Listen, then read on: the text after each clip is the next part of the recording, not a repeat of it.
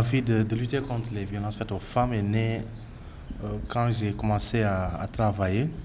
J'ai eu beaucoup de mes collègues qui ont été excisés, et aussi des parents, des membres de ma famille qui ont été victimes de ces pratiques. Et au fur et à mesure que je m'entourais de ces femmes qui tout le temps étaient en train de se plaindre, étaient en train de souffrir, étaient en train de vivre des discriminations, cela m'a poussé, avec d'autres jeunes, que nous sommes réunis en 2015, au lendemain du sommet, de l'atelier de restitution du sommet de Londres, que nous avons dit, tiens, pourquoi pas ne pas créer aujourd'hui un réseau qui va lutter contre tout ce qui est excision, tout ce qui est mariage d'enfants. Et c'est de là que nous avons mis en place ce réseau en 2015. Et nous avons eu notre reconnaissance en 2016. Et de 2016 jusqu'à aujourd'hui, nous sommes en train de dérouler des actions, des activités. Et c'est tous ces éléments qui m'ont poussé et qui m'ont forgé à aujourd'hui être un acteur, un activiste pour les droits des femmes. Okay, merci beaucoup Hyacinthe. Et je pense qu'il faudrait peut-être qu'on se réinterroge sur ce qui s'est passé dans les années 2013, 2014, 2015, parce que je pense que notre engagement à tous les trois est né vers ces années-là. Moi, le mien également, il a commencé en 2014. Parce que moi, j'ai grandi dans une famille où on ne faisait pas forcément de distinction, où on ne fait pas de distinction entre les hommes et les femmes concernant tout ce qui est tâches ménagères. Moi, je cuisinais.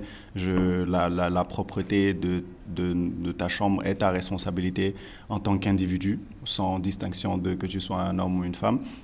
Et du coup, je pense que c'est en 2014 où, lorsque je participais à une émission du nom de Voix des jeunes, où avec mon équipe, on devait travailler sur la thématique du genre, c'est là où j'ai un peu découvert les différents chiffres que ONU Femmes, justement, et d'autres structures ont communiqué. Et ça m'a quand même un peu glacé, parce que j'avais du mal à croire que le monde dans lequel on vivait était si inégalitaire envers les femmes. Et je pense que tout est parti de là, tout est parti de cette fois-là. Et après, je me suis de plus en plus intéressé à toutes les initiatives qui justement allaient dans le sens de défendre les droits des femmes. Ça m'a ramené au mouvement Doina, ça m'a ramené à ONU Femmes et ensuite au mouvement He4She et voilà. Et ça me ramène également sur d'autres terrains actuellement. Et si aujourd'hui vous devriez décrire le mouvement He4She, comment est-ce que vous le décriveriez à quelqu'un qui ne connaît rien des luttes, des droits pour les femmes et tout ça? Et surtout, quelle est la position aujourd'hui de votre entourage lorsque vous leur dites vous êtes ambassadeur He4She et que vous combattez les violences qui sont faites aux jeunes filles et aux femmes? Alors, merci beaucoup. Alors, moi, je décris, et moi j'ai l'habitude de le dire, que un He4She, c'est quelqu'un qui prend conscience de l'identité, que la femme n'est pas un objet de plaisir ou bien un objet sexuel, mais la femme n'est pas la moitié, mais la femme est une partie de la constitution ou bien du développement de la vie de l'homme. C'est la première des choses, un nouveau regard que les hommes doivent avoir vis-à-vis de la femme. Moi, c'est la première des définitions que j'ai.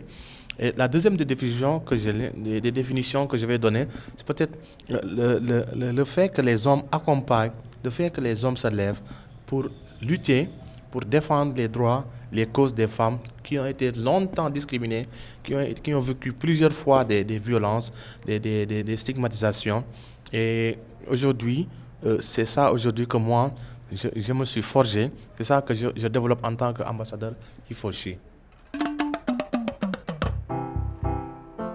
La masculinité positive, ce sont les hommes qui s'engagent pour l'égalité des femmes et des sexes, et aussi qui s'engagent contre les discriminations faites aux femmes et aux filles. Au Sénégal, on est dans une société foncièrement patriarcale. Aujourd'hui, pour renverser la tendance, il faut s'attaquer à la jeune génération et pour leur faire comprendre que la conception qu'un homme est supérieur à la femme est à bannir. Il faut très tôt leur faire comprendre qu'ils sont égaux aux femmes.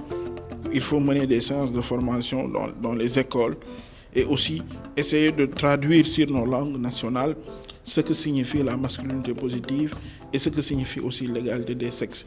Parce qu'aujourd'hui, je pense qu'on ne peut plus rien faire grand-chose avec la génération ancienne.